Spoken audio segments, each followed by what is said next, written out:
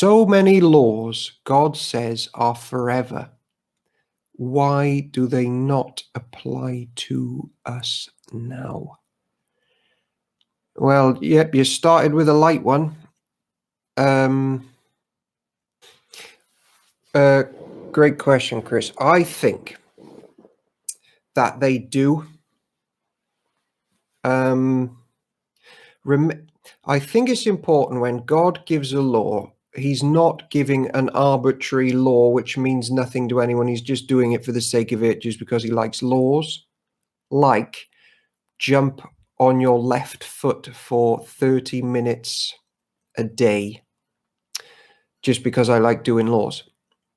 There's always good meaning, spiritual meaning behind the physical picture that the Lord's giving people. And I think especially as we jump into Leviticus and Numbers and we pick apart why these laws are given, I actually think most of them do carry on today. Maybe the physical manifestation of them has changed slightly for a Gentile church like Park End, but the laws and the will behind them, because they are all a picture of heavenly life, I think still stand. You know, you're dealing with marriage laws, which are all about the church and Jesus. You've got sacrifices, and we're told to bring ourselves as living sacrifices. I think physical places are still really important. I don't think church. I don't buy Christians that think they can just stay at home on their own and worship God privately their entire lives. I think physical places matter to God and that we gather together. Even the sustainable farming practices North Star, like, for example, okay, let's just do one and then I'll answer Matthew Bunce's one. What the day of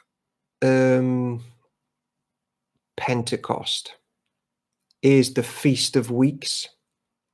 And when the Spirit comes to the New Testament church and pours out his Spirit in Acts chapter 2, the day of Pentecost, and the church just explodes across the world. At the end of Acts 2, all of this now, I'm going off the top of my head, so if references are wrong, but I think I'm right. The end of Acts 2, they give to one another. They look out for one another. They share their goods. They eat meals together. They look out for the poor. If you look at the Feast of Weeks, and we will, we're going to get there, they were told to not plow to the end of their fields so that they have a bunch of food to give to the poor in the community. Fast forward to when the Spirit pours out on the church on that day of the feast.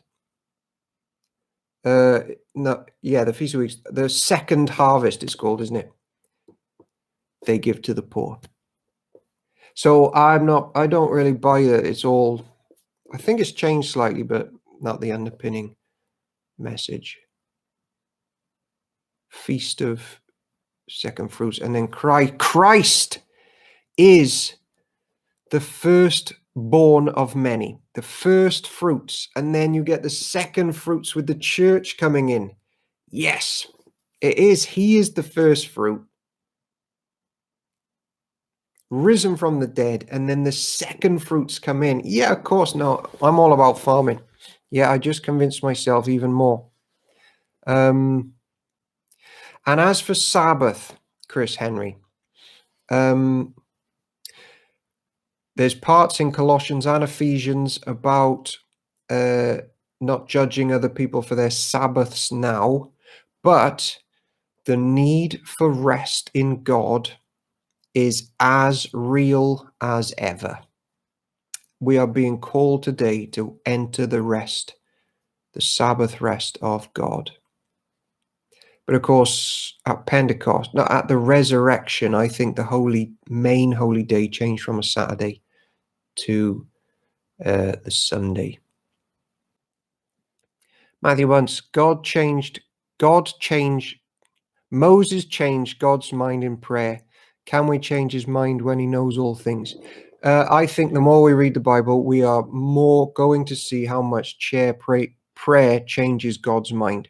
Except, I think the changing of the mind was written in to God's eternal plan. But it also wouldn't have happened if the people hadn't prayed. I think in God's sovereignty, he's written in that his mind will be changed by prayers. I was thinking of circumcision, for example, or death if you work on the Sabbath. But by all means, answer the next question. It's a good one. Yeah, so circumcision, I think I could make a pretty good case that the putting off of flesh is still relevant today. The cutting off of world,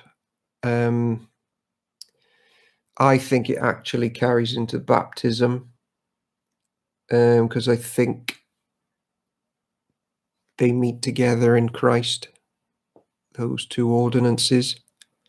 Christ is the link between them. Jesus Christ is the same yesterday, today, forever.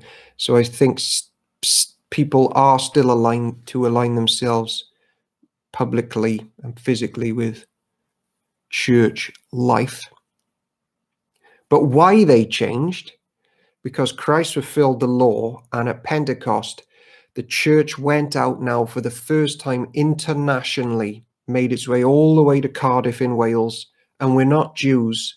And we were like, well, what are we supposed to do? Do we have to go through this law stuff? And the message from the apostles is, no, you don't need to do that. The book of Hebrews is all about convincing Jews that they no longer need to perform the acts of the law because Christ has fulfilled it. And the law was only ever given as a punishment for Israel's disobedience. So you got about like a 500 period where they had to perform laws like we're reading about. And Romans says, though, now Abraham is the father of all of the faithful. So we have now gone back to the simple faith of Abraham before the law, where we don't have to come through all the priesthood and sacrifices and physical manifestations of what they believed. And we're going to see that the law was added because of their transgressions, but Christ has done away with that. That's not to say they didn't know Christ. They knew him, but they were demanded to give pictures of their faith along the way now as law for a period of time.